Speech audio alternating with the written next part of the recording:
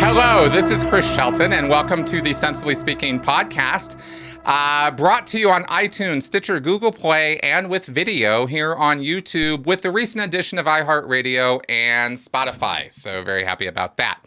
All right, guys, as you can see, I am joined by two guests this week. Unusual, but great.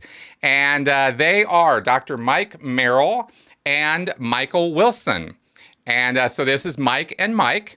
And these guys have put together a book called Why Do People Act That Way and What Can I Do About It? And obviously the title of that book is almost literally the theme of my channel. It has been what I have been working on for the last 7 years, is trying to figure out why people act the way they do and what can we do about it. Because I am very, very interested, as most of you guys out there know, in trying to make the world a better place, trying to help people out, trying to do my part, and having guests on the show here who can bring some degree of interesting, enlightening, and hopefully entertaining information to you. And so on that note, Myke and Myke, welcome to my show. Thank you very much. Good to be here. Good to be here. Awesome, guys. Now, first off, there is East Coast Myke and there is West Coast Myke. So East Coast Myke is with the Y. Yes. Okay, good. And you have been a pastor for 40 odd years. You have written, you have traveled, you have gotten around. You are not just a stand behind the pulpit kind of guy. Do you want to tell the audience just real fast who you are and what you're about? I'm a constantly curious person that tries to learn everything I can in every situation I find myself. My main focal point in life is working with people, giving them either a foundation to stand on or a ladder to climb higher or a hand up, depends upon what role that we have and how we're functioning in that relationship. So I can do any of those particular aspects of helping people on their journey. All the skills that I have developed, and I have quite a number of them I'm comfortable with, have been utilized in assisting people from young children to teenagers, people in their early adult life, marrieds, unmarrieds, getting unmarrieds, elderly, and people who are dying. And so the full spectrum of human life is really what I do.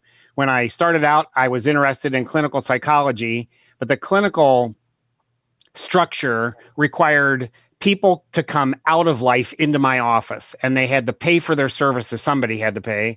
And then I would develop a clinical analysis of their situation. I found that the vast majority of people utterly hate being put in a psychological box and treated to psychoanalysis whenever somebody is talking to them.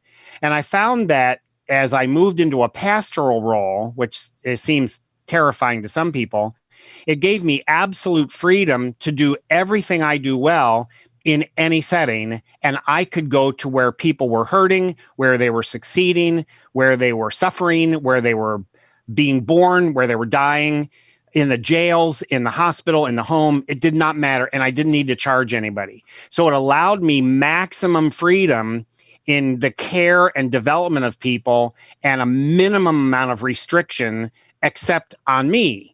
It really liberated the people I was working with, and I could work within those confines. So that's kind of a picture as to who I am. Cool. Well, thank you. And then we have Michael Wilson, East Coast Myke. West Coast. Or he's West. West Coast, you're East Coast. That's right. Sorry about that. I am. And so West Coast Myke, social scientist, education professional, and you have also got 25 years in professional religious work. Training, crisis counseling, leadership development, also well-traveled, and also the father of 5 grown men or children. So what would your intro be? I usually just say after Myke gets done, humbly, I'm just the other guy in this equation. Well, all right, the other guy. because he's got skills. His toolbox is different than mine. No, really, Interesting. I mean, it's bad. We've known each other for 36 years, so that's part of the problem. Got it. Opportunity. Really, I'm very much a social scientist, and religious stuff. I wrote that in a sense because help people understand. But I've been a pastor and minister for almost 25 years as well, and then made a decision. My wife and I made a decision that we needed to go in a different direction, which is great. So I went into education for almost 20 years. Probably the simplest thing to say is that, for me, I am a social scientist. I really enjoy watching people and figuring those things out. But from a standpoint of being other orientated towards people, one of the things that I enjoy probably in more than anything else is just helping people connect the dots in their life. And that has when we talk about what we've developed together, and Myke, actually took it all and put it in a book, which has been pretty amazing. But you'll see that throughout the book. You'll see that dynamic is that what we spend, really the whole essence of what we're doing is we're trying to help people connect the dots to be able to really come to a place of understanding what is their reality. And so when you even look at the logo, what we developed, why do people act that way? It's 4 heads. They're like a Venn diagram. But in the middle, there's this little diamond with a little question mark that is there, and it's there on purpose. Because to us, that's where reality is. But you have to be able to connect the dots across the different places of the complexes to be able to really understand that.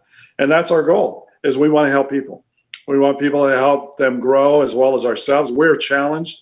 One of the reasons why we enjoy doing the interviews is really, I mean, it's nice to get our name out there and the product out. That's great. But for us, it challenges us just to think better. It challenges us to come back with new ideas and questions that come from people that maybe we're not really quite clear in the way we're communicating. And then we spend a significant amount of time working through those things, and it gives us better ideas to be able to help people in a better way. So we're both driven like that, which is a lot of fun because we tend to enjoy life and enjoy our families and just think it's a lot of that. Fun to be able to do that and really help people. It's very fulfilling. Awesome. Awesome. Well, I am very curious about what you guys have put together, and I know, just a tiny little bit about it. I know you have put together, you originally, Myke, wrote, I have to say, East Coast Myke, your doctoral thesis, The 5 Basic Emotions, a New Systems Approach. Yes. That sounds, when you say a new systems approach, that sounds very clinical psychologist-like. It does. Yes. And then this has something to do with what you've broken down and put together in your book here. And emotion is something I'm keenly interested in, and I'm very interested in different people's take on it, because emotions are something that is still intensively under study, when you get into psychology or neuroscience. What's your take on this, and how does that fit in with this? What's your model here? What are you guys putting out here as far as when this? I got out of seminary and I had a brand new minted master's degree and started working in the church, one of the skills and practices that many pastors have is pastoral counseling. So you have somebody come into the office, or you meet in a restaurant or in their home and talk about matters that the client or the patient or the parishioner wants to develop or solve. The problem that I found is that people used language all over the board, and there was virtually no link between them. I could not help people resolve something that they didn't have language even to express. This may sound particularly strange, but for about 10 years, in all the counseling and relationships I did, I gave nearly no advice as a pastor. It was not my job to correct their lives, direct their lives, guide their lives, solve their problems. They had other pastors try to do that. Never works out well. So I spent about 10 years listening and keeping notes without assigning them to the individual who made a comment, whether it was a teenager or an adult or somebody who was elderly. But I noted how they worked to have language to communicate what they were feeling. And I began to realize, let's say in the area of being angry, that was the first one for me. On the page that I had pages and yellow legal pad pages, and I had all these various notes. I kept consolidating and moving the words around as I listened more and more and more. Somebody, it was actually a young teenager, a girl about 13 years old, and she talked about some of her relationship with some of her friends. And she talked about being really mad at one of her friends. And then she kind of inadvertently said, the next day I was just really unhappy with her. And then she did something else and I was furious. And then she began to use these words in scale. That there was an intense scale, there was a moderate scale. So I began pursuing that in the conversation. So were you ever annoyed with her? Yes, I was really annoyed last week. When you get angry, is that bigger than being annoyed or smaller than being annoyed? And she was, annoyed is really small. Angry is really big. So that became a pivotal conversation for me. And I began testing that theory out and then consolidating everything I was hearing into several different components. Eventually, at the end of about 9, 10, 11 years, I realized I had 5 pages that were loaded up with words. I didn't have any titles for them, but there were emotional words and responses that seemed to hang together. And I tested that theory out as people would describe their feelings. How about this word? Is that more or less? How about this idea, this feeling? Could you move to this one? And I began to see there really are patterns that virtually everyone has in common. So this is through. I'm sorry if I might. So this is through your practice as a pastoral counselor on the East Coast, United States. Yes, and okay. I was selected by my denomination to be a regional director of youth ministry. So I ran camps, I ran conferences, I dealt with all the staff across my region. We did full regional events for hundreds and hundreds of kids and dozens of staff. I wrote books for youth ministries, and I went and trained staff, and I trained them how to train others. So then they would have questions that came from their secondary training people. I don't know how to answer this. And we began to just develop ideas. Then I was selected by the denomination to be the national leader of youth programming. I was still a pastor in Western New York, but I was now the national leader of youth ministry, dealing with tens of thousands of kids, thousands of staff, events that brought 4,000 teenagers together, and training people all over while I was still a pastor. Now, my job of being a pastor is to equip people to do the work of ministry, not do it for them. So I was constantly training people, releasing them to care for others. I didn't have to hold hands and waltz people through the issues of their life. I trained people to do that. So that gave me freedom to do what I do best. So it was not just a single congregation of people stuck in a little town in Western New York. I traveled the world. I went to Africa, Asia, all over Europe, Canada, Mexico, Central America, training, teaching, listening, hearing, writing, all of those things, and consolidating that constantly into a way in which I could articulate clearly what I intuitively understood. And that was really the discipline, because I could get it. I could just walk into a situation and have command of the situation. I could deal with kids who were in constant trouble, and they became my friends. We became allies. People would say, "How do you do that?" And I'd say, I just have this sense. I just kind of have a gut feeling. Well, how do you teach that? You can't. So as I went through these years, I was pulling that information and coming up with ways to describe it that someone else could say, I got that. I can do it. And now I can teach it. That to me was the critical link, was not only do I understand intuitive relationships, I can now teach what I learned, and we can now multiply. So we saw that happen. When I did my doctorate, it was many years after my master's, and instead of just going on so I could be a university professor, have the degree on my wall, I spent about 25 years pulling ideas together, grappling, working with Myke, working with the other guys on our national team, the men and women, running these events, and constantly curious about the human condition. Right. Sorting it through. Yes. Right. Well, okay. So, and you had, and again, I want to get back to, or get a more complete answer on my question about the emotional aspect of this, because I definitely got your background now in terms of you've worked with a lot of people over a lot of time in a lot of places.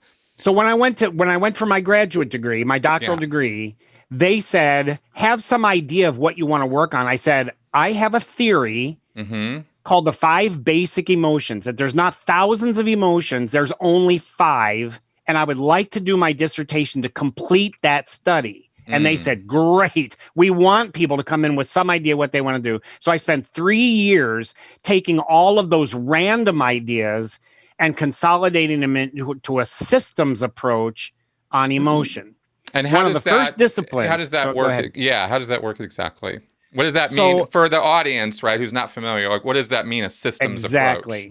In the area of emotion, as I was working that discipline, my advisor for my doctoral program said, so what's your definition of emotion? How do you define emotion? I said, I'll consult the experts. And he said, don't bother with the experts. Nobody agrees on what an emotion is. Exactly. And I said, what do you mean nobody agrees? He said, well, if you're Freudian, you'll take Freud's definition. If you're Rogerian, you'll take Rogers. And if you're Andersonian, you'll take Anderson's. You just kind of come up with a definition, stick with it. So I tested that out with several people who are psychologists and psychiatrists, and they said, oh, yeah, everybody develops their own theory, and then you buy into somebody else or you come up with your own. I said, okay, I'll come up with my own. So we developed the idea in conversation that there are 4 complexes by which we understand reality: perceptions, emotions, motivations, and behaviors. And those are interactive. So what is emotions? Emotions are our reaction or our response to our perceptions that lead us to our motivations. It's the link between perceptions and motivations. We either react without a plan and without maturity, or we respond with a plan and with maturity. So that's what emotion is. So trying to figure out, is it a spark? Is it a chemical? Is it electricity? Is it a learning process? Yeah, it's all of those. It could be any of those. Nobody's ever seen an emotion. Nobody knows exactly what happens in the brain. You can only dissect it after the person's dead. It's really unfortunate to dissect somebody's brain while they're still alive.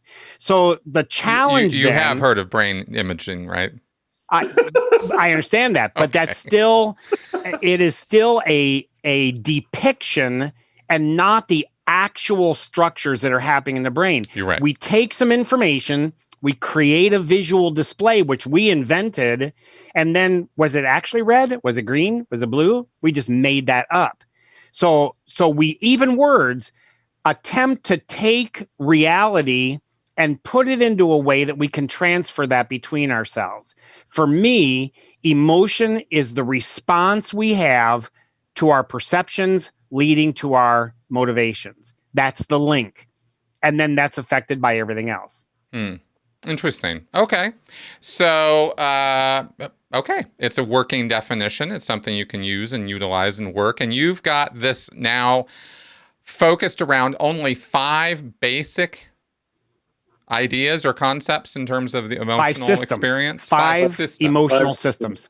Okay. And I don't know that we got a definition of systems. What are we talking about when you say systems?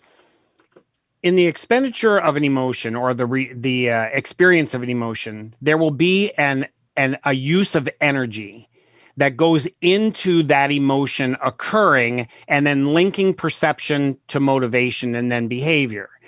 The system aspect is that certain emotions for which almost all cultures have similar words, is very low energy. They don't require you to react strongly. It's very mild.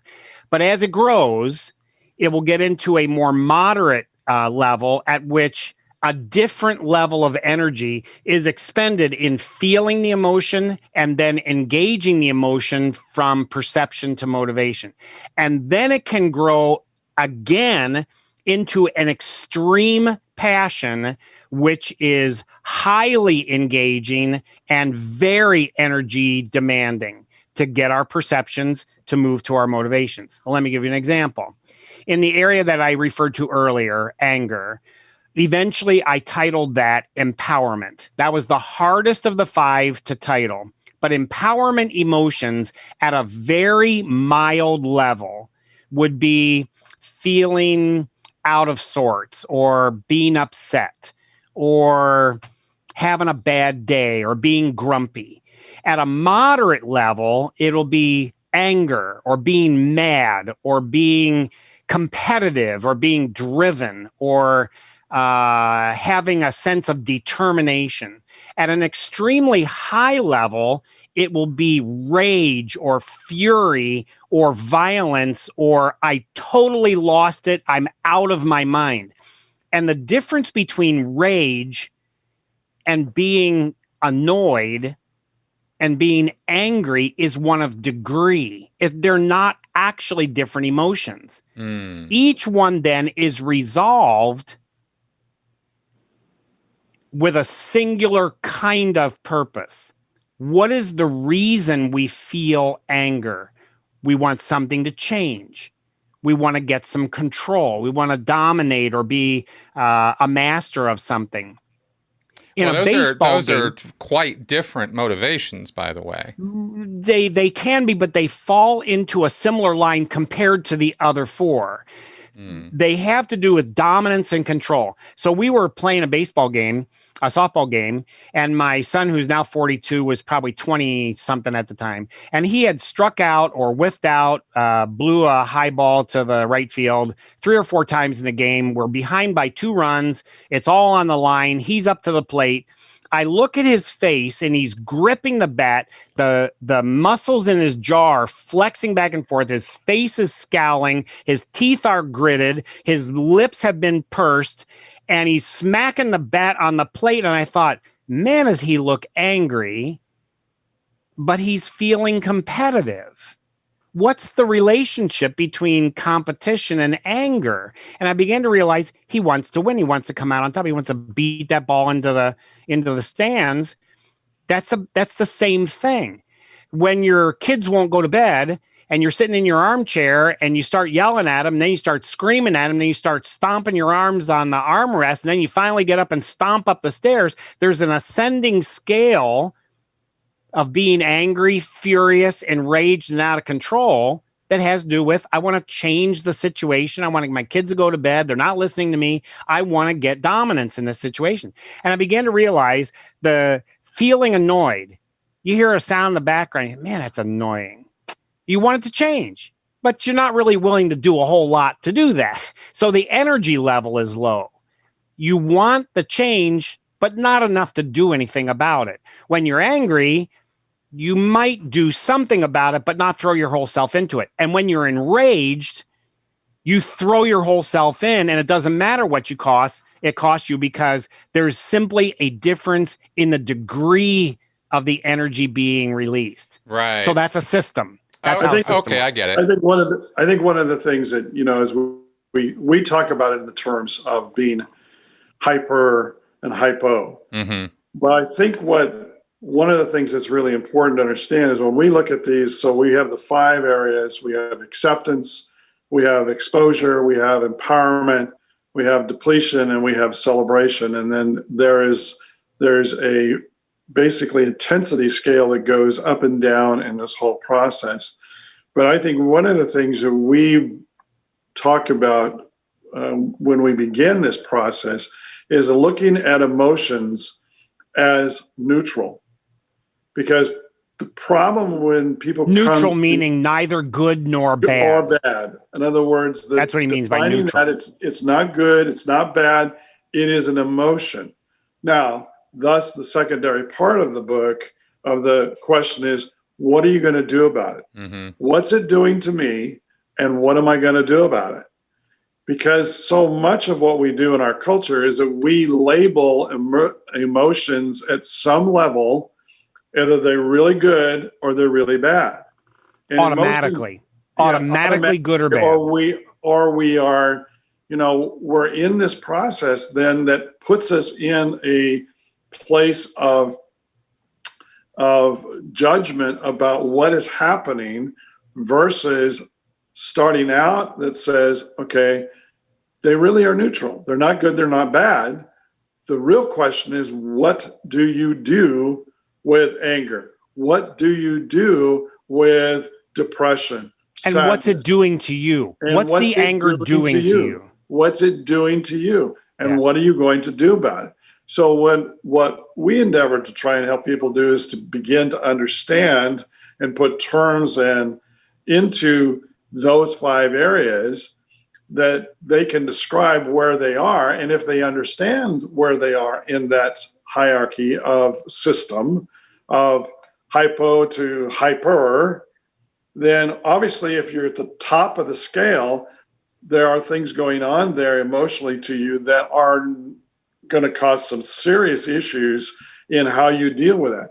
So what do we say? Okay, you understand that, you start backing that down, trying to understand how to get back down the scale to some degree in descriptives that we give. So we put like 40, 50 descriptors in each one of those categories of those columns and say, let us help you learn how to move back down so that you're not at hyper in that relationship of your emotions, but you're able to bring balance to that. Okay. So it's very however, Mm-hmm.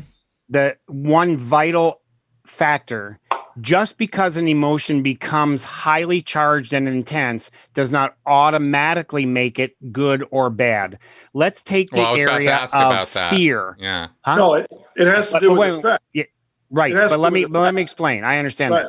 that. Let's take the area of exposure, which the area that includes fear, anxiety, nervousness, feeling shy, being terrified. Let's say at the very top end of the scale is being paranoid and terrified. Very, very, very intense. Is that a good emotion or a bad emotion? Most people would say that's a bad emotion.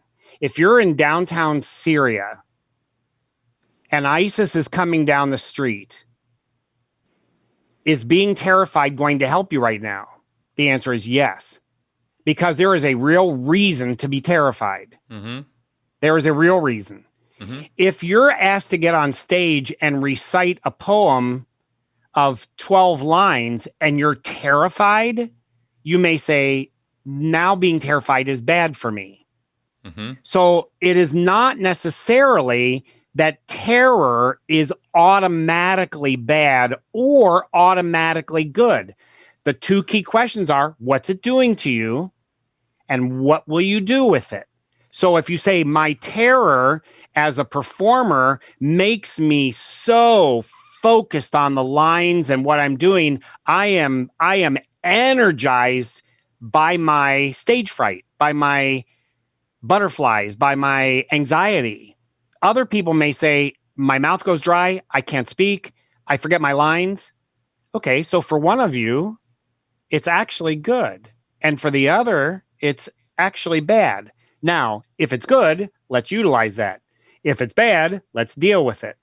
But instead of saying automatically anger is bad, I talked with a woman at great length and she said, I never get angry. I said, oh, I know that line. I never get angry. I get even. She said, no, I never get angry. I said, you never get angry? She goes, no, I never get angry. I said, why? She goes, because I'm not allowed to.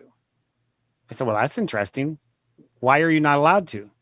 My mother told me Christians never get angry. Anger is bad. And I said, Jesus got angry, and she could not wrap her head around that. So I showed her in the Bible where Jesus gets angry, and she said, oh, that's just righteous indignation. I said, okay, let's call it that. And the problem was, I didn't want to help her deal with the anger. She was eating herself alive. She just wouldn't call it anger. The reality was she had this immense, deep ocean of rage that she just placidly covered over and pretended like it didn't exist. Because of the message in her mind, anger is automatically bad. Right. It's not automatically bad. It's also not automatically good. I've met very angry people who say, hey, my life is rage. I'm just an angry guy, and that's what makes everything make sense to me. Okay. So anger is always good for you. Well, it's destroying him. He's eating his insides out. So it's neither good nor bad, even intense or mild. There were a couple of girls in my city here that went out on the east end of city of Rochester, and they were absconded, thrown into a van, and damaged seriously. And in the investigation, it was like, we just didn't think anything was going to happen. How could you go to the east end of Rochester and not think something's going to happen? Didn't you have any fear, any hesitation, any sense that you were in danger? No. We were just having a good old time. So feeling really safe may not necessarily be the best option here. Maybe move your anxiety level up a little bit so you're aware, you're cautious. You don't have to be terrified. Just be alert. That's a feeling of exposure at a mild level, but it's not, I feel totally safe. So it's the emotion itself is neutral. What it does to you and what you do with it, that's where good and bad come in. Fair enough. So you're basically talking about, the appropriateness of the context of the situation as to whether the emotion, the value scale of the emotion. As I perceive it. That becomes the key, because if I'm the one in my reality, so I have to be able to understand reality and my part in it. And you can't do that for me. A counselor can't do that for me. For me to say, oh, so your dad creeps around your hallway and it makes you really nervous. Don't worry about that. I know your daddy's a nice guy. I can't say that. What I want to discover is, what's it doing to you? Why does it do that? What do you do with that? Let's begin to explore what's going on here. How do you see reality and your part in it? That's a very different question than I'm going to solve your problems. Well, I agree with you. Well,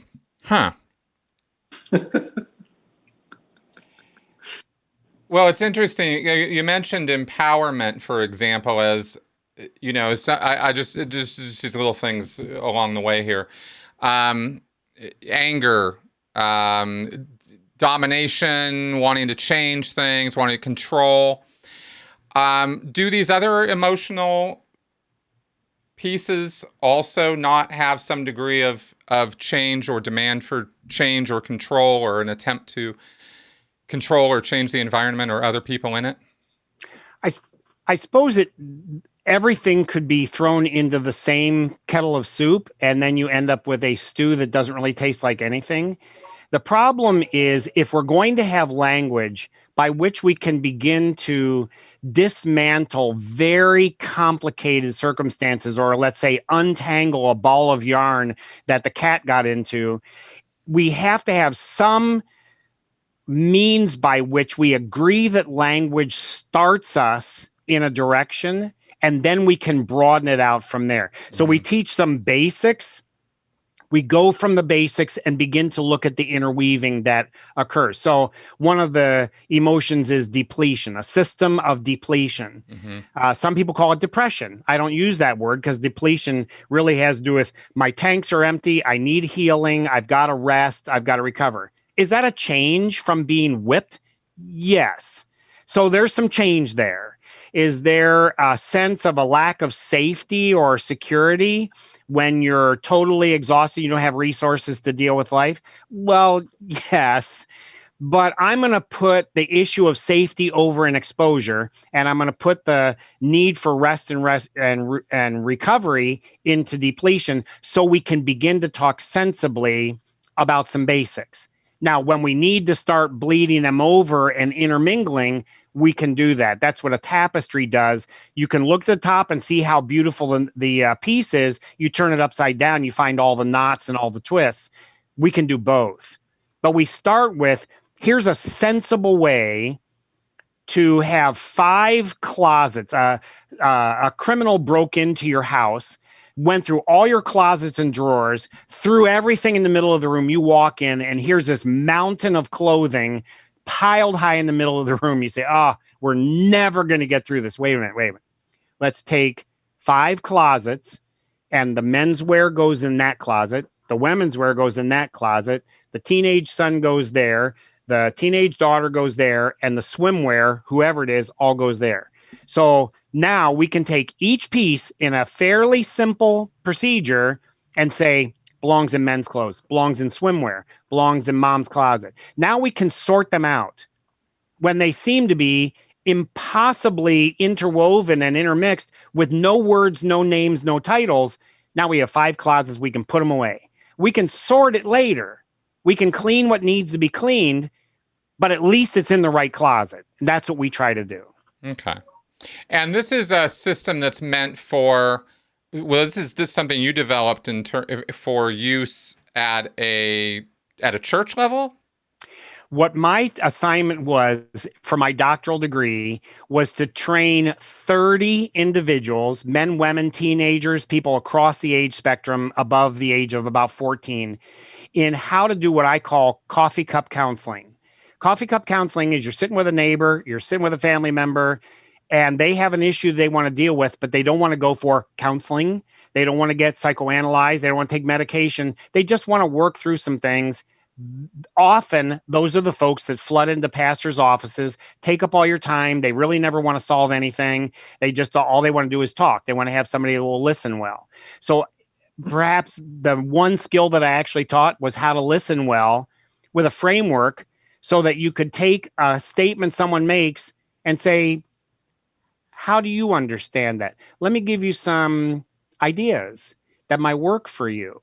And so I trained 30 people. My counseling load as a pastor went from several dozen people in the span of a month, intense situations, to 0, because it was all being done by people who knew how to listen and how to share some basic ideas. So I trained 30 people how to do that. We began then teaching our national staff. We began teaching people all over how to do that. And we found with a reasonable amount of training, not years and years and years, an average person can say, I have a handle on that. I can see the 5 closets. I can see the 5 toolboxes. I can see the 5 pieces of machinery. I can see the 5 kettles on the stove. Doesn't matter how you describe it.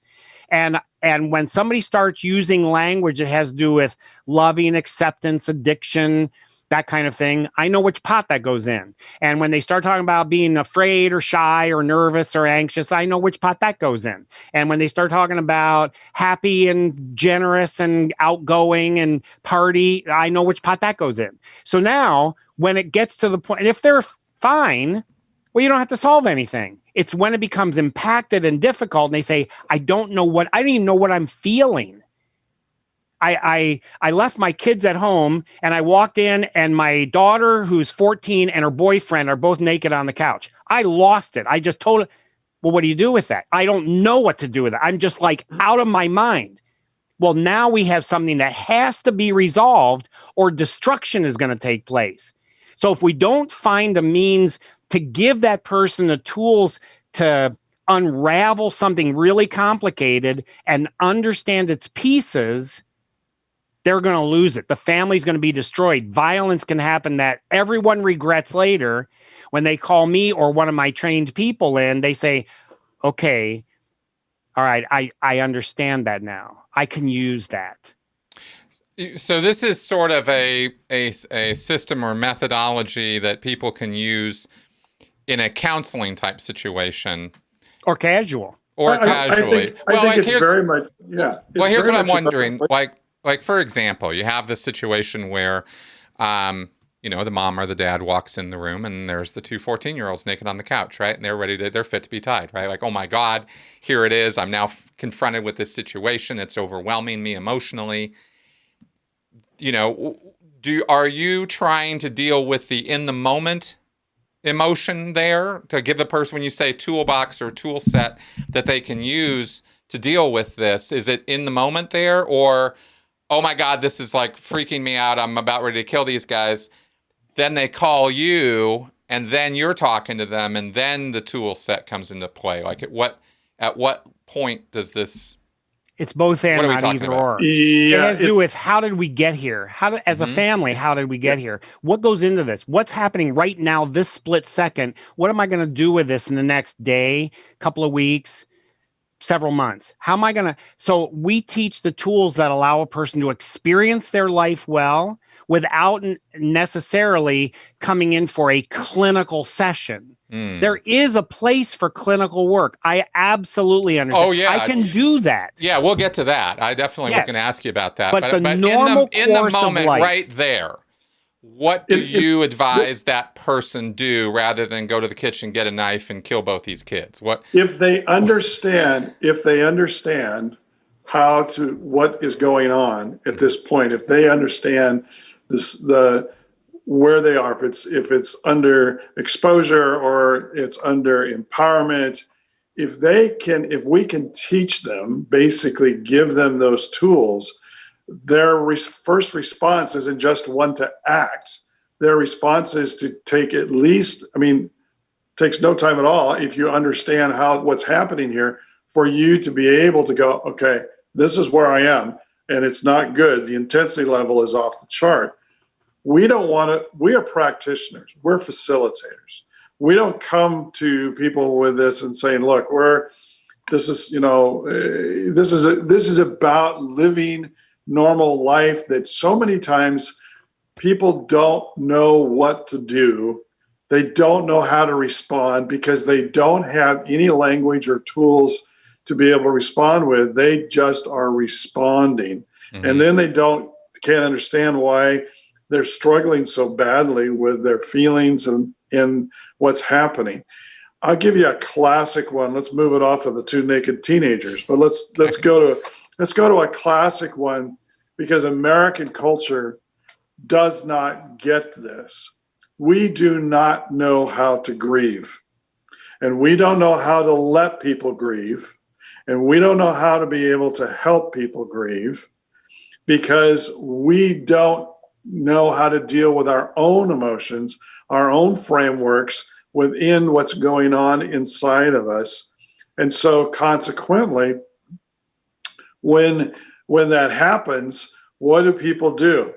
They get into denial, they get into hiding, they get into moving away from relationships, because every time you walk in the room and you see the person and you see their kids, you don't know what to do with it. It makes you feel really sad. It makes you become very depleted. You don't like those feelings, or you become very fearful because you think you're going to say something stupid and you don't know what to do with that. If we can give people some of these kinds of tools and handles out of those boxes to know, okay, this is in this closet or this toolbox, I get that. This is the emotion I'm feeling. Now I've got something to work with, versus I don't know what to do. And so what we call later on in behaviors, when you look at, perceptions, emotions, motivations, and Myke didn't say anything about the last one, which is behaviors. We say you do one of two things in behaviors. You engage or you disengage. So what do people do when they don't have any tools? Most likely, they're going to disengage. And they're going to just totally move away, or they're going to do this. They're going to put their hands out of, stay away from me. I don't want you in because I've been hurt and I don't know what to do with that hurt. I've never been able to figure out how that's impacting me. And I have this intensity, but I don't know what to do with that because no one's ever helped me understand how to describe that and how to get that on top of the table. It's an amazing thing. As people who live, we're designed for community. And when we don't allow ourselves to get things out on top of the table to be able just to have the coffee kinds of conversations, which are powerful. I have them virtually daily in my house with people. And it's amazing what happens in that small fragment of time when you look at their life of that week. When you're able to help them put some descriptors to where they are emotionally of what's happening, it's amazing to see what happens when that gets on the table and now they have something to work with. I think that's our goal. Our goal is not for people to call us. Our goal is not for them to go to somebody who has the toolbox. We want the tools out of the toolbox. We want to teach you how to do that. So it's pretty fascinating when you start seeing the freedom that happens when you actually give them those types of tools. And when I started earlier saying, that's what I do in life, is to help people connect the dots. And that is exactly what we're trying to do with this, so that people are able to deal with their own issues that are going on and be really helpful to them. It's very pragmatic. It's very much facilitating. It's not really clinical. It's what we know.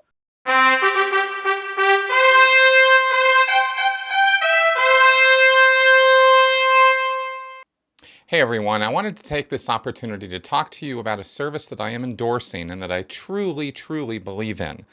And that service is called BetterHelp, H-E-L-P, BetterHelp.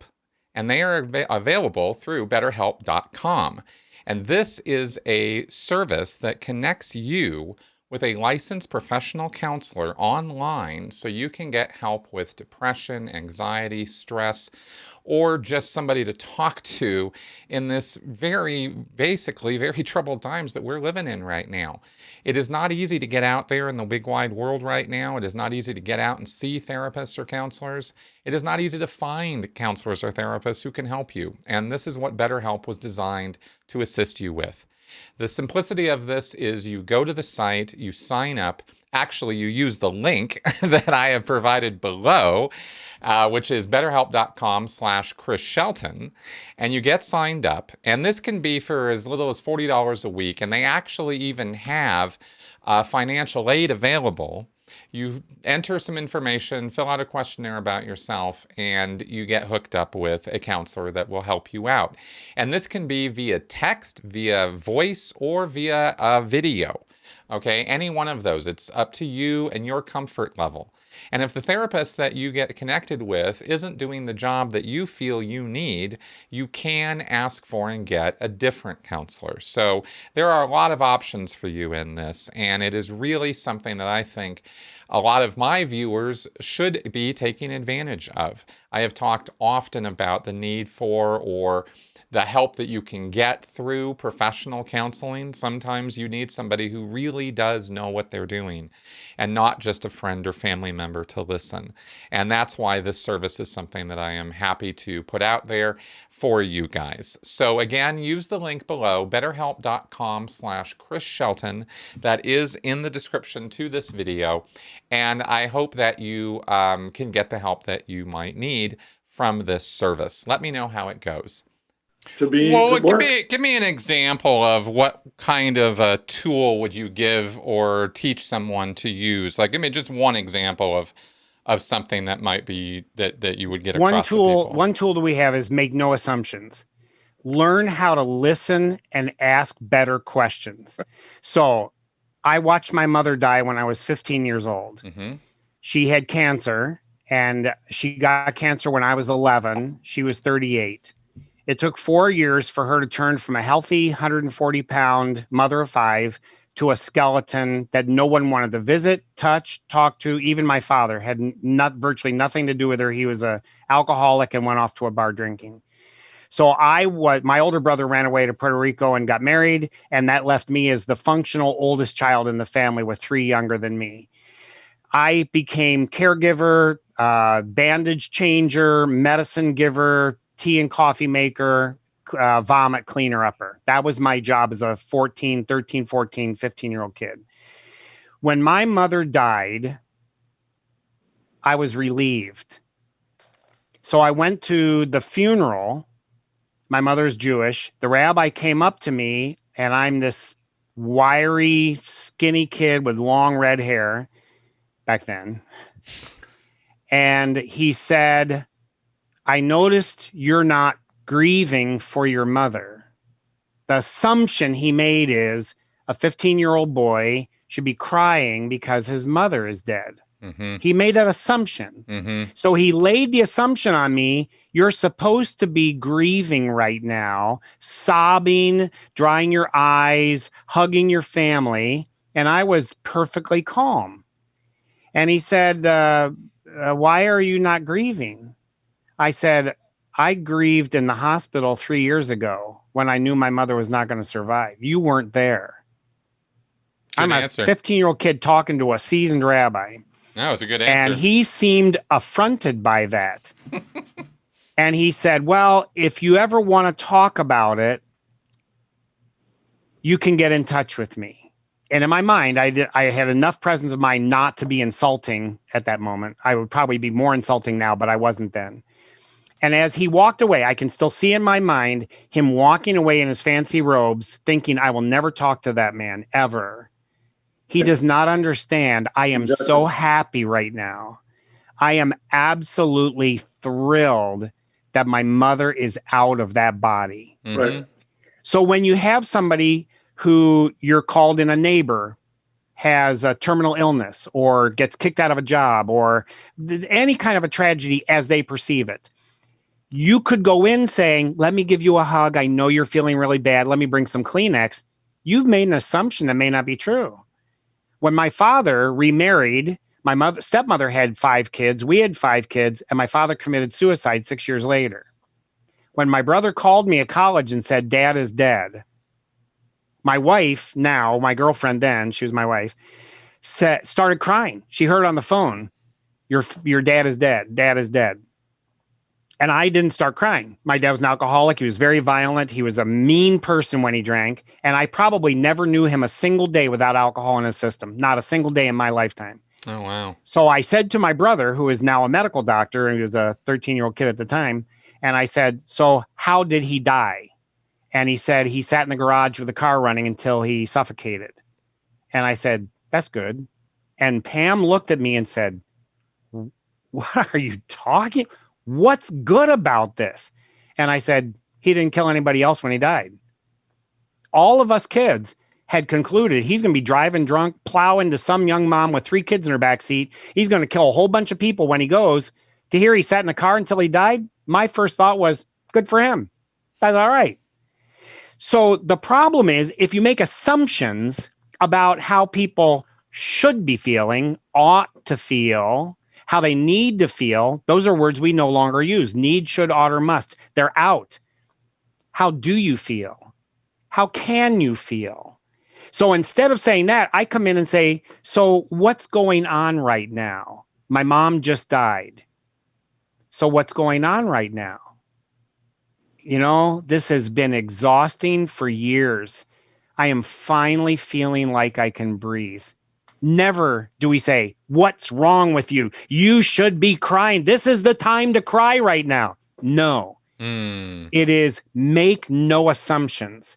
Let the person discover their reality. Don't impose your reality. Say, oh, my mother died too. And when my mother died, I was just overcome with fear.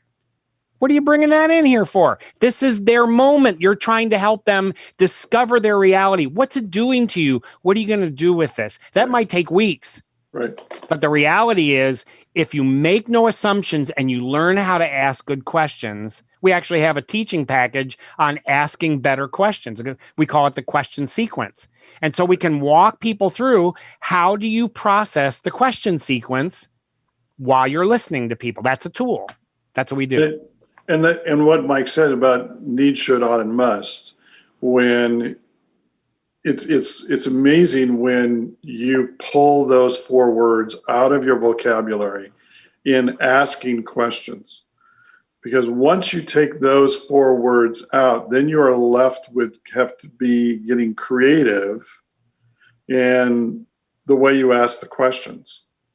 instead of making statements, because we're really great at making statements. Mm. And so the tool really becomes you're putting yourself in the other person's place, not at a process level. Nobody likes to be processed. I mean, that's what I find all the time. There's a great place for clinical psychology. I understand, and psychiatry. I have no problem with it. Most of the time, though, what happens is that people are so afraid of allowing themselves to, if you will, to have skin in the game. They process individuals in their conversations. And this is not about process.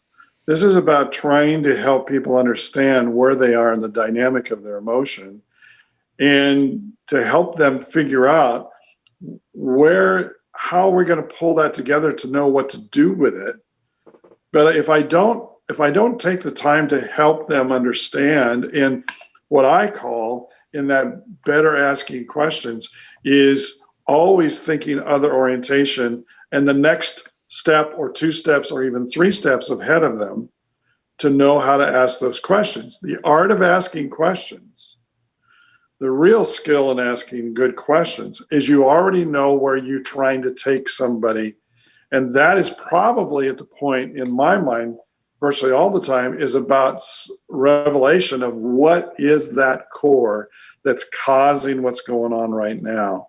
And if we can get to that, if we can understand how to get to that, and we can get to that emotionally, and we can peel back the emotions enough to get to that, then we can start helping rebuild that in just putting them back in the right order and moving them in the right kind of closet so they're not all piled into a big pile. I use the picture, which I happen to be a Bugs Bunny fan, which I think is hilarious. But so many times, in those goofy things, they would have things where they're all out on the mountain in the snow, and somebody starts the snowball at the top of the mountain and it rolls down the mountain. And, the hilarity of it is it's picking up steam and it's getting bigger and it's pulling everything in the world in. And, by the time they get to the bottom, it's this giant snowball with houses and trees and skis and all this stuff sticking out. And I use that word picture in my own mind that says, okay, how do you deal with a snowball that's so giant like that? How do you get that sorted out? Well, you pull one thing at a time and you figure out what's the next thing that needs to be pulled out. And so you don't make assumptions. To say things that, and I know people mean well, but when people say things like, well, I know exactly how you feel. And I'm going, you have no idea how I feel, Not if they haven't listened and asked about it first. Yeah, exactly. You have no idea how I feel. Right.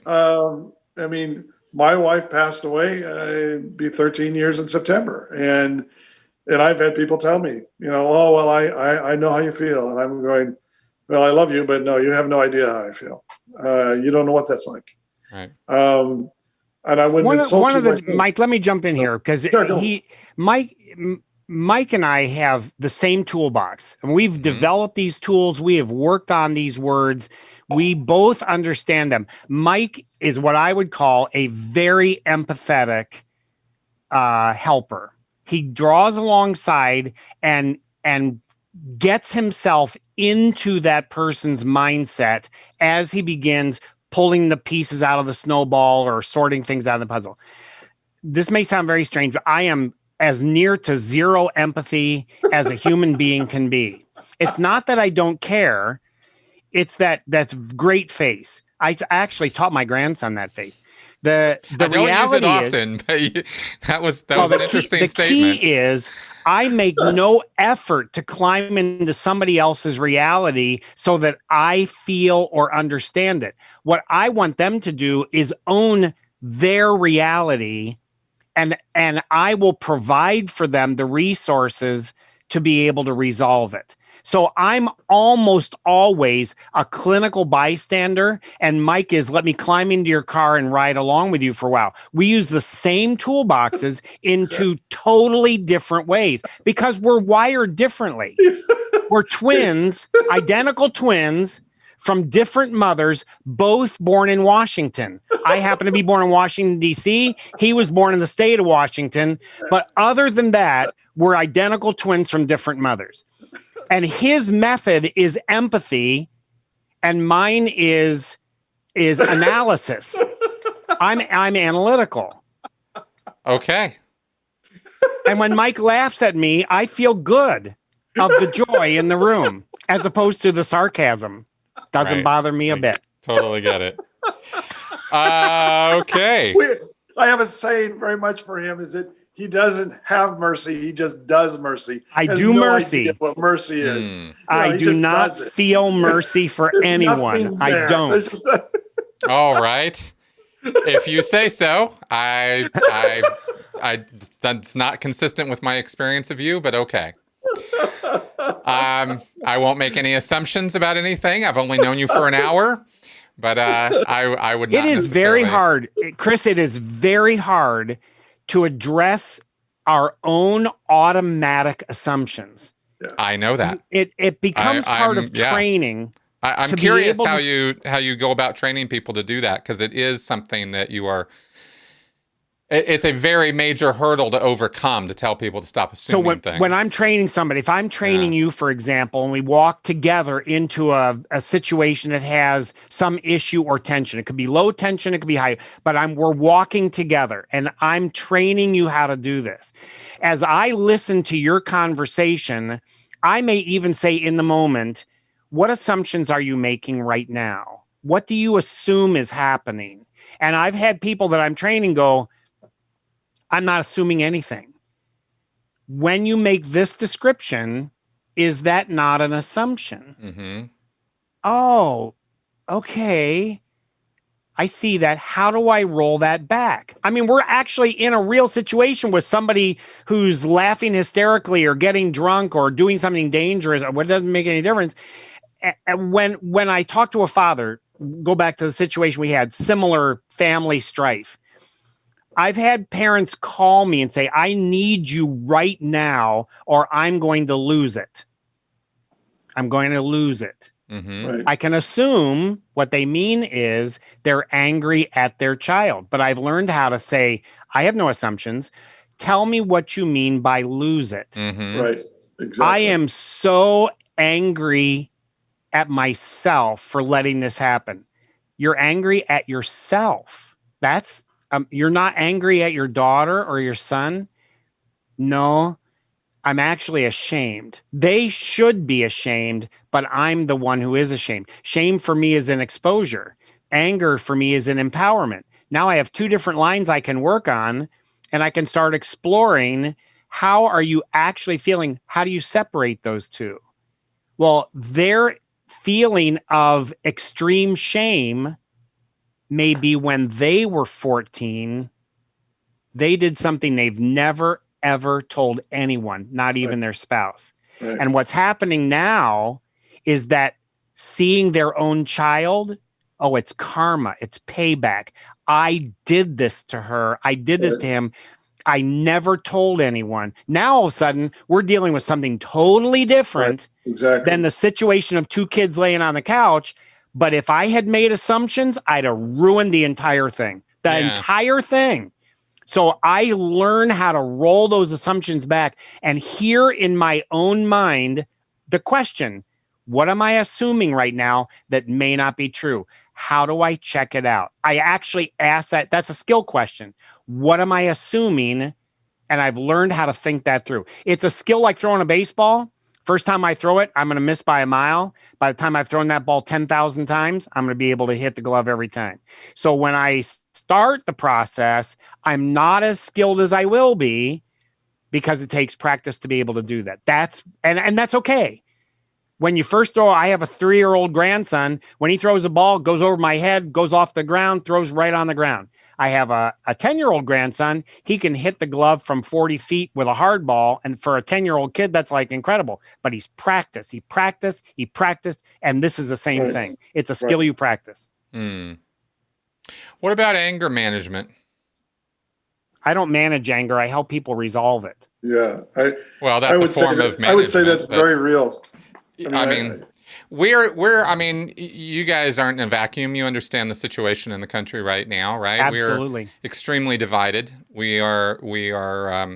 And it's not, it's, I wouldn't say, in my analysis of the situation, that the level of disagreement is necessarily more or less, but as with your system, the volume of the disagreement is higher now than it has been in the past. In other words, the extremism of the anger or the division is very heightened. It's very difficult to find common ground, especially on social media, where it is, oh, you are this label, therefore I'm to talk about assumptions.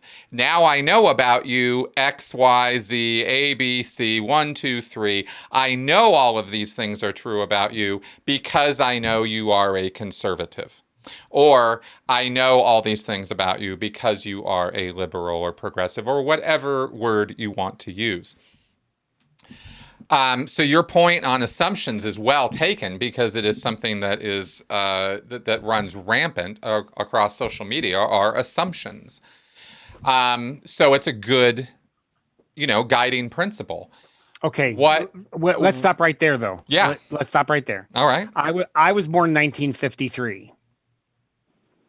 When I started school at the age of 4 in the city of Cincinnati, I put a token in a city school bus and I rode a school bus 3 miles down a major highway in Cincinnati to go to school. Mm-hmm. Those were the old rounded buses that had the electric fingers that went up to the top. I loved going to the back of the bus. 1957, 1958. I loved going to the back of the bus and sitting in the back because it went up and down, up and down. I could fly right off my seat. After several days, the bus driver said to me, "Little boy, I want you to sit right here behind me. I don't want you in the back of the bus anymore." The back of the bus was all black people. Mm-hmm. The front of the bus was all white people. I thought he did it because I was having too much fun. It took me years to realize he didn't think a white kid should be sitting with the black folks. Mm-hmm. In the race riots of 1958 through 1966, the intensity of what was going on in the city of Cincinnati, in Philadelphia, in around the country was absolutely intense. From 1963 and 1974, the Vietnam War was just as divisive. When you get into the 80s and 90s, there are social situations that, based on how people see and perceive and feel and what their motives are, have become just as intense for varieties of segments of our society here in the United States. But you go to Burundi and Rwanda, they had a civil war, killed 500,000 people. You go to Syria, you go to the Balkans, you go to Sarajevo, you go to South Africa. Those kinds of human situations arise in the experience of culture and history over and over and over. Right now, we're in a season, a moment that is incredibly intense. The stakes are very, very high. The people who are moderate don't express that on Facebook.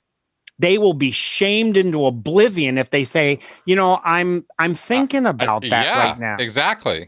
So it is the extreme voices on either side that clamor for the attention, and the moderate people, of which there are many, actually stay silent in the process. Agreed. So to hear that the country is so polar divided, okay, the loud ones are, but that may not actually represent everyone. Well, I think that I think what I'm talking about perhaps is only my experience and perhaps not. You have given a great example there, a breakdown of how experience parallels in other parts of the world and under certain circumstances or similar situations. I'm referring to the fact that here in the United States, families, relationships broken up over politics.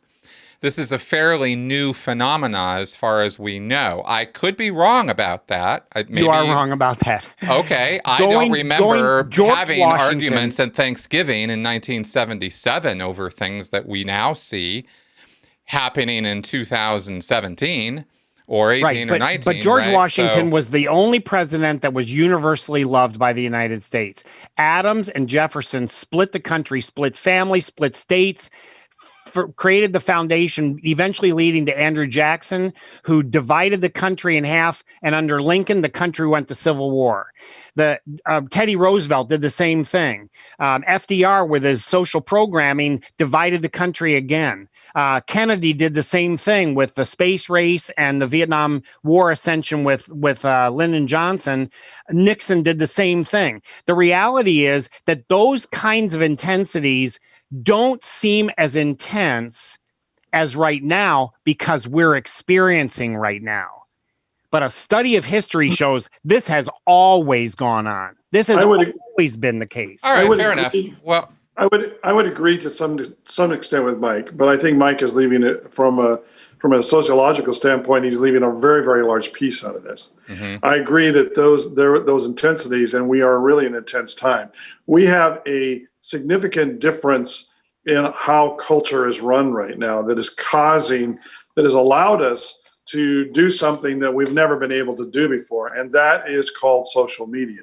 Mm-hmm. Because we have never been able, prior to the last 15 years, in a very short amount of time, mm-hmm. we have never been able to hide our identities at such a level to be able to live out some kind of vicarious lifestyle that really is not real, where I can get on a social media platform that is a two-dimension at best, and I can be profane, and I can say whatever I want to say, and I can demean whoever I want to demean, and it really has no recourse back on me because I'm not accountable for that.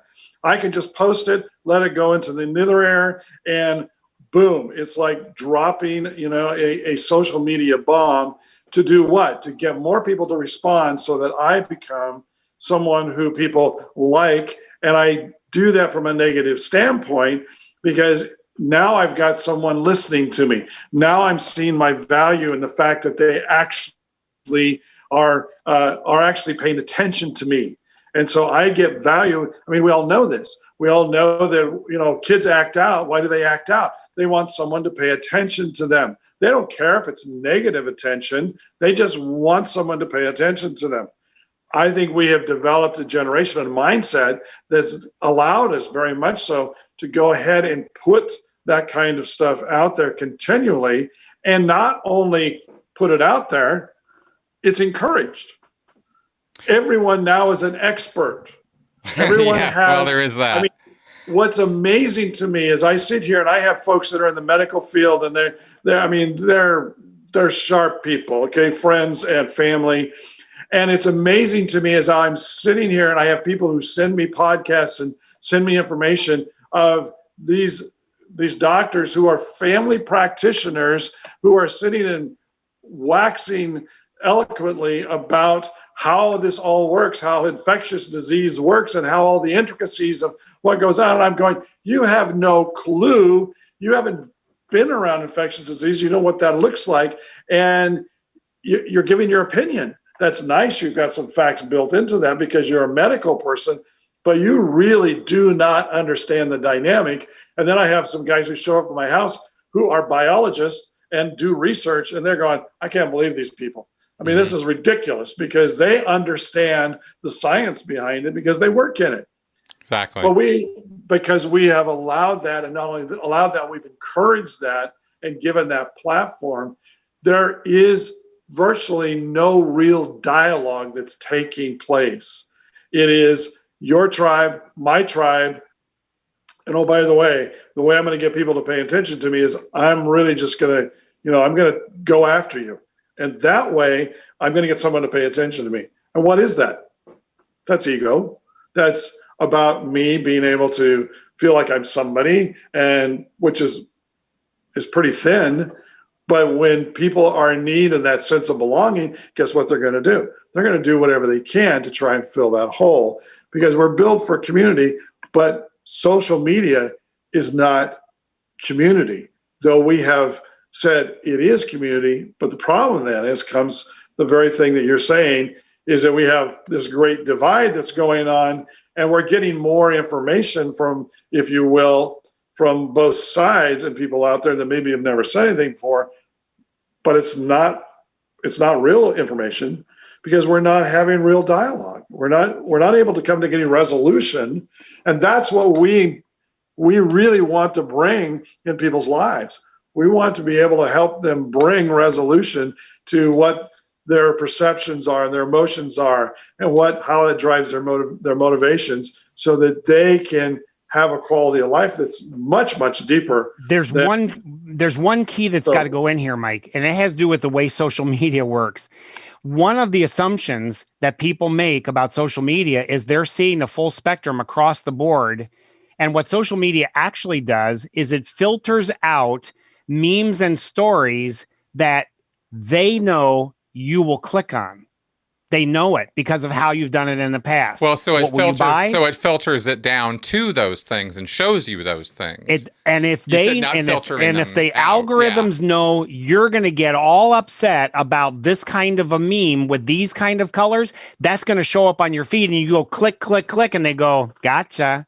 So what happens is you tend to see the world in these simplistic colors that tend to drive emotion into greater and greater intensity, but the system, the algorithm itself, is facilitating that to make the assumption, wait a minute, I'm only seeing a certain picture here that someone or some machine wants me to see because I'm going to click and they're going to get more ad revenue. Exactly. And I totally agree with that. And it's one of the things that, I mean, if we were going to have a discussion about the kinds of things that could change, that could help us, is that's one of the things that needs to go away, so that people can actually have contact across the board, because it does limit it in amazing ways. It cracks me up because I've done a bunch of tech stuff in my life. In fact, I used to do a lot of tech training when I was in the school district. And of late, it's always, I'm trying to Google something and it won't go past a certain level. It just keeps bringing back the same things at different angles and ways. And I just sit there and just crack up, because it's like, it's the algorithms that are working in the background that won't allow me, without great effort, to get past that, to get to what I really need to get to. And so here's a great experiment. My phone is off. It just woke up. But when my phone is off, if I talk about downhill skiing, it's not on. I'm not on the internet. I'm not surfing anything. I just talk about downhill skiing. I'm going to see some ads for downhill skis. Yeah. It's going to pop up on my side feed. If I talk about constructing my own log cabin, my phone is off. But it's going to hear what I talk about, and it's going to feed me information. And it knows that if there are certain things that I will tend to click on, and they can put ads on about building log cabin houses, it's about the mercantile value of social media, and people are being played. So you end up having a set of assumptions you can address even about your assumptions. Throw that one around your mind. You're not wrong. But I want to again stress, right? Because you said, well, it's pretty much same as it has been in history. And actually everything we just talked about pretty much kind of says, no, it's not the same as it has been in history, because this is something new. We haven't had social media or the internet in history. And so this has been around just long enough now that we are really seeing the negative repercussions and consequences, unintended consequences of this technology. Right. And we've talked about some of those unintended consequences in the last 5 minutes. So now my question becomes, with your, points here and the things you guys have put together, do you think that what you're doing could be of some benefit in that direction? Because I'm looking for solutions to a divided country. I would like to see this nation become united again, and I don't know if that's possible. I honestly don't. But it's still a goal. It's still an idea of something I'd like to see. And so I look for ways and means of, how do we bring people together? How do we get people talking? You mentioned guiding principle, stop assuming things. That's a great one. I preach it all the time. I wish it was easy to do, to get people to stop assuming things. I would like to know what other things you might offer that, in this system you've put together here that might help people chill the hell out and be able to converse again, because social media is a reality that's not going away as much as we might like it to. It's not going to. And so how do we deal with it? Myke and I meet on the phone for about 6 hours a week by video conference to work on our seminars and how we want to depict and explain and teach what we do. Mm-hmm. When we got to the end of May and George Floyd had died in being murdered by an individual who used power in such a way that really was horrifying to everyone in law enforcement, everyone in the country, everyone in the Black community, everyone in the white community, everyone everywhere in the world. Universally, we said the people who are going to be under the examining microscope is law enforcement. Mm-hmm. What if we took our concepts, why do people act that way and what do I do about it, and wrote a law enforcement seminar?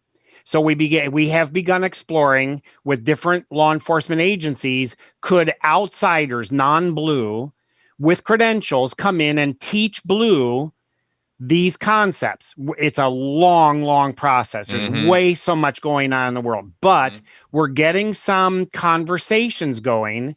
The answer to your question is, if we had the platform that would allow us to be able to come in as facilitators of conversation, Myke and I believe, especially as a team, his mix and my mix are very different, but combined together, it's extremely strong to provide a platform for resolution.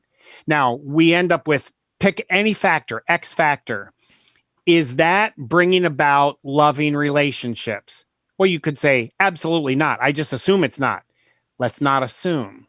We may have some people who really love what's going on.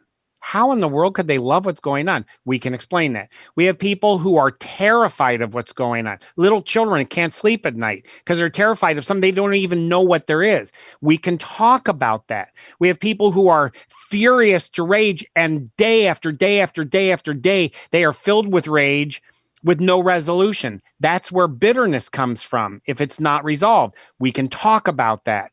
Depletion. I'm exhausted. I'm overwhelmed. I'm sick to my stomach. I can't deal with this. We can talk about rest and recovery. Well, I'm thrilled with this. I go to the rallies.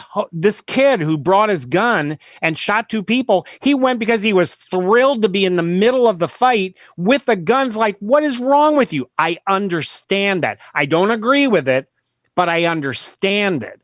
And so we can then, instead of saying automatically bad, automatically good, we can then create a dialogue if we're given the platform. I mean, that's why we're on these shows. That's why we're getting out there, because we have spent 30 years crafting a way to think and process.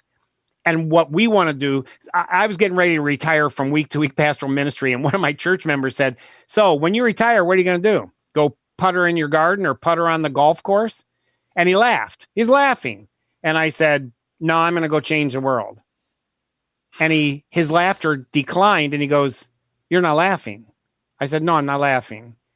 He said, you're serious. I said, I'm serious.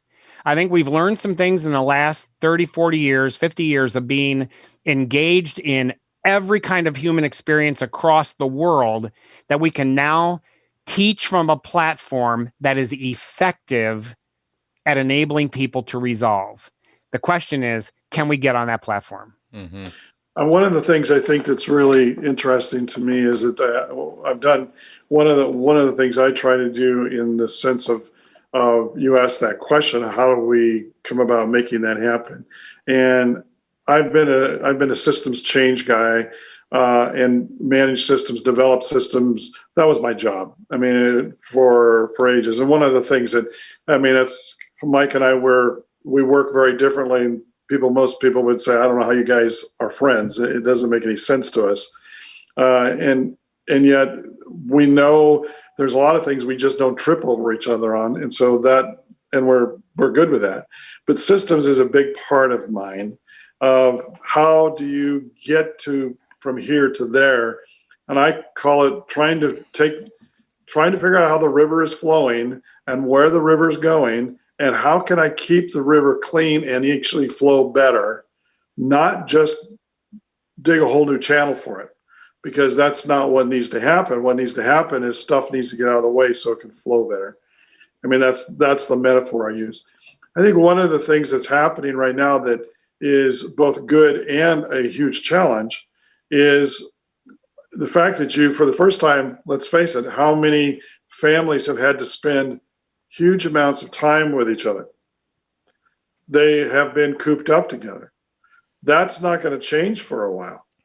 How many situations where people are now, they're not in a group of 5, 10, 15, 20, 30, 40, 50 people, but they're a group of 5, and they're with that same 5 people every day. Problem that I see we have is a country which is now being faced, was really starting to show itself, is that for the last probably since the late 80s, early 90s, our interpersonal skills started to deteriorate something fierce. Then when we got to the true media age, they have almost become non-existent. And people do not know how to have dialogue. They don't know how to understand that people work in a different kind of reality, and you need to know and understand that to some level to be able to interact with those folks. We've lost that skill set. We've lost the skill set of dialogue. If we could just, even right now, for the next 3, 4, 5 months, help in your world, your podcast of however many people you connect with, if we could just get people to begin to look at their families, look at those relationships differently, and ask very simple questions of, how am I connecting here? What is happening in all this time? We had this in the 90s when this goofy stuff went around where people said, you have to have quality time with your kids, make sure you got 30 minutes a day, quality time. And I'm like, well, that's the dumbest thing I've ever heard. Quality time happens out of quantity time. You can't just tell a kid or tell in a relationship, say to somebody, okay, well, we've got 30 minutes for quality time. Ask me all the questions you want, son, because I'm going to give you the answers to life. No, quality time happens. It's an accident that happens when you're playing baseball. It's an accident that happens when you're working on the car together. It's the accident that happens when you're doing chores around the house. It's an accident that happens, you name it, put it to it, but ordinary life. But we have lost those dynamics. We don't even know. I mean, I was amazed watching when COVID hit and watching all of the ads that came up on TV for these companies that would bring you everything prepackaged in your box to make your dinner. And I'm going, don't you understand? Standing at the counter, dicing the peppers, dicing the onion with your kids standing by your side is what it takes in order for there to be relationship. But we want to short circuit all the stuff in relationship and we don't know how to do it. So my point is to rebuild that into our society that says, look, you need to have real dialogue, but it starts at a very basic level. And one of the places it needs to start is at home. Agreed. So Chris, you are exemplifying a principle and skill that is vital in the area of dialogue right now. By sitting here quietly listening? Exactly. Yeah. And here's what I mean. Dialogue is subverted when during someone else's conversation, you are only forming your answer. Right. You're putting the words in your mouth. You're getting ready to speak and be able to teach families, companies, churches, community groups, opponents. Don't formulate your next answer while the other person is speaking. Listen and then ask for permission Give me just a moment to think that through. I want to be able to formulate my answer in response to what you said. You're listening to what we're saying without formulating an answer already in your mind, merely waiting for the moment to jump in and take over the conversation. We have dealt with hosts for whom we're merely ancillary decorations on the wall. That person has their own agenda. They don't care what we're talking about. They just want a springboard that will allow them to jump a little higher and show off a little more. And the very skill you're demonstrating is, as you talk about that, now I'm going to let me work on this. That's dialogue. That is exactly dialogue. Exactly. That's what Myke is saying is gone. That's right. Well, thank you very much for pointing out a model example. Exactly.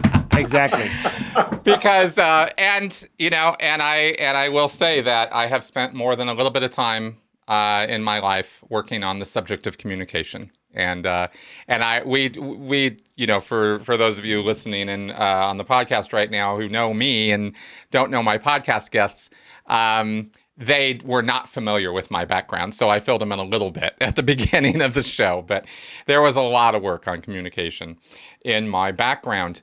I am keen on good communication happening. And I think that I can agree with or find points to agree with in everything you guys have said. There's a danger in being a podcast host sometimes in having guests on a show who, have put a book together, have put a subject matter together, that it comes across like, well, maybe I'm endorsing everything you guys have ever written, right? Or something like that. And that's not the case. But in what we have talked about, I have found useful points of, like you mentioned, tools or guiding principles or ideas that I think would be helpful for people. So I'm glad that I've had you on. We're going to move toward wrapping up now, obviously, because we've been talking for a while, and I think we've covered some pretty good stuff. What do you guys think? I think it's very good. No, it's been great. It's been great. One of the natures of dialogue, and even many of the things we've talked about, is the difference between efficiency and effectiveness. Dialogue is not efficient. Quality time is not efficient. That's a great way of putting that. And our goal is not to be efficient in solving the world's problems or helping a company survive or a family not split up. I'm not interested in efficiency. I am interested in effectiveness. And effectiveness sometimes takes a very, very long time. I had a friend who called me with her kitchen completely filled with smoke. And I said, "Why is your kitchen filled with smoke?" "The cake in my oven is burning." "Why is the cake in your oven burning?" "Well, the box said 350 degrees for 45 minutes, but I didn't have 45 minutes. So I made it 700 degrees for 25 minutes. You say, okay, that doesn't work. You cannot shorten the time and double the temperature in order to have a positive outcome. We're not interested in efficiency. We're interested in effectiveness. Right. That's good. I made him laugh, Myke. No, that was good. I like that one. 1,000 degrees for 10 seconds. It'll be done. I swear it'll be done. The point, just to build on what you guys were just talking about there also, I have said, the way I've described that is, look, you can communicate or you can pontificate. You don't get to do both, right? Correct. You're going to do one or the other. And right. I like to use my podcast to communicate, and I hope that we are doing that. Where do people get your book? Why do people act that way, and what can I do about it? It's on Amazon in three forms. We have a print on demand, we have an ebook, and we have an Audible. Awesome. So they can get any of the three ways. The book is one thing. Consulting and conversations, training events is another. Sometimes we train independently. A lot of times we train together. and that can have some expense to it, but the outcome is very, very positive for people we work with. Cool. So how then, well, what we'll do is, why don't you guys, I'll verify once we get off the air, the links I have for you on the websites, and I will put that in the show notes here in the description on YouTube Appreciate as well. that very much. Yeah. Perfect.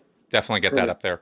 Okay, guys. So, folks out there, well, first off, guys, thank you very much for being on my show. Thank you so much. Thank you for having us. It's been great. Been a lot of fun. Awesome. Thanks. I definitely have enjoyed this conversation. And Good. I hope that you guys out there have too. If you have any comments, questions, feedback, whatever, leave it in the comments section here on YouTube or at sensiblyspeaking.com.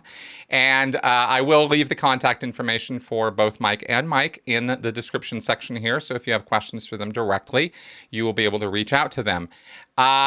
So if you're finding this show entertaining, informative, and maybe even educational, then consider joining me on Patreon, because that is what keeps the lights on and the show going, and definitely helps, just helps keep everything moving right along in Chris Shelton's life. So thank you very much for those of you out there who are supporting the show, and thank you very much for your viewership. And of course, if you have not yet subscribed to the channel, now's the time to do so. All right, guys, I'll see you next week.